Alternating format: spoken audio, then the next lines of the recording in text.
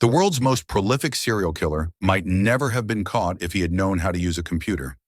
Imagine someone committing serial killings, yet being a friend of the victims, a well-known figure in the city, and on top of that, a doctor. This is the astonishing story of Dr. Harold Shipman, who used his clinic not to save lives but to take them. In the small town of Hyde, England, where only 30,000 people resided, Dr. Shipman carried out his serial killings right under everyone's noses for 23 years. He sent over 250 people to their deaths, yet no one suspected him. Perhaps no one ever would have, if not for one small mistake. Why did he kill so many people? And how did he go undetected for so long? What clue finally led the police to uncover years of murder in a single moment? Dr. Shipman primarily targeted elderly patients who lived alone, making their deaths less suspicious. He would spend extra time with these patients, even visiting them at home, listening to their concerns, and reassuring them that while they might feel lonely, Dr. Shipman was always there to listen. Some patients trusted him so much that they even gave him keys to their homes. Because of this demeanor, he became very popular in Hyde.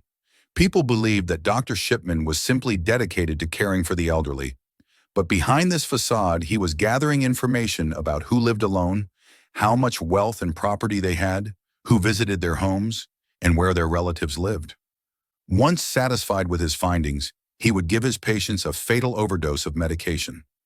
Since these patients were often over 80 years old, their deaths did not raise any suspicion. This continued for years without anyone suspecting him, until one day Dr. Shipman made a mistake. Dr. Shipman started his career in a town called Pontefract, 70 kilometers from Hyde, where he worked at a hospital. In 1974, he left Pontefract and moved to Todmorden, where he joined the Abraham Ormerod Medical Center as a general practitioner. During this time, he began prescribing excessive quantities of pethidine, a potent painkiller, to some of his patients. Pethidine is highly addictive, and Dr. Shipman himself was addicted to it. He deliberately prescribed it to his patients, who, after taking the medication, felt much better without realizing they were actually becoming addicted. This was why patients were drawn to him, even against their will. After being caught, the hospital administration dismissed Dr. Shipman, and his medical license was nearly revoked. However, he narrowly escaped losing his license, and after spending some time in a rehab center, returned to practice as a general practitioner at Donnybrook Medical Center in Hyde in 1977. He continued to practice as a GP, and during this period, he neither gave up his addiction nor missed any opportunity to kill elderly patients. The frequency of his murders increased significantly from 1993, when he opened his own clinic in Hyde and became a well-respected name in the town.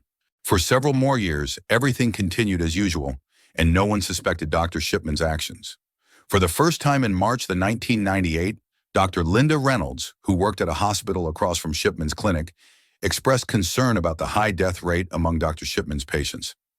She noted that in the last 3 months, 16 of Dr. Shipman's patients had died, whereas in the same period, only 14 patients had died at the hospital where she worked, which had 3 times as many patients as Shipman's clinic.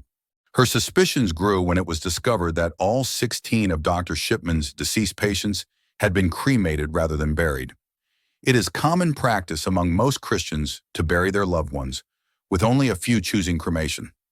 Dr. Linda reported her suspicions to the Manchester coroner, detailing that most of Dr. Shipman's deceased patients were elderly women who had been found dead at home, and that it was too much of a coincidence that Dr. Shipman was present or had recently visited just before their deaths.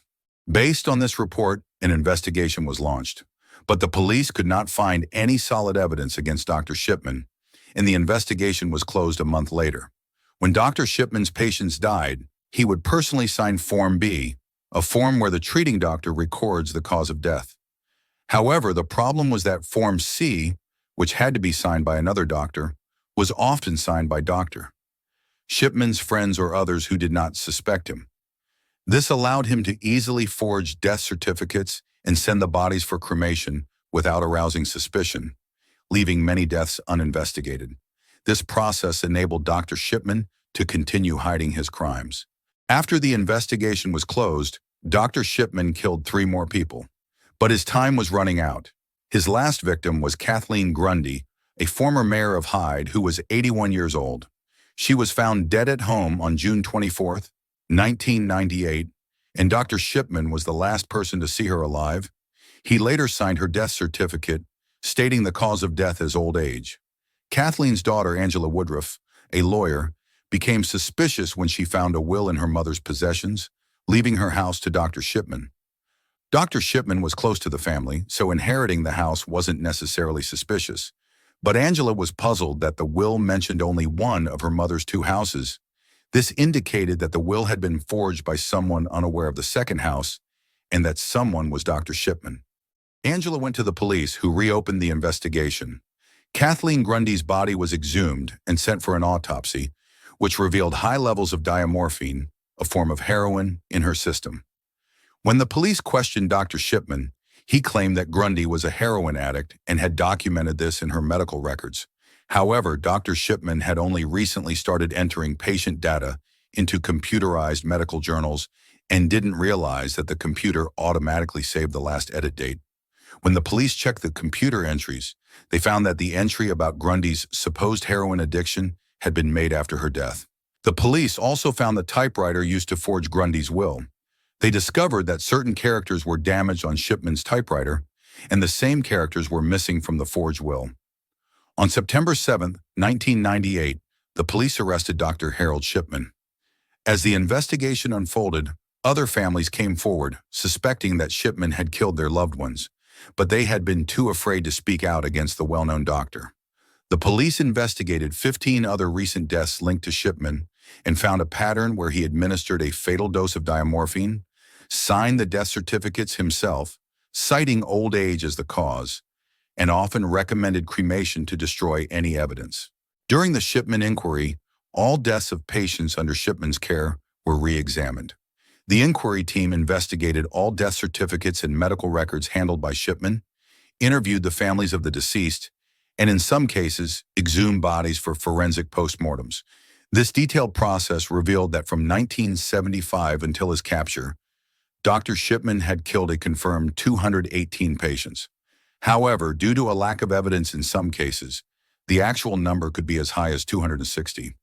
In court, Dr. Shipman was convicted of 15 murders and sentenced to life in prison. On January 13, 2004, Dr. Harold Shipman hanged himself in his prison cell using bedsheets.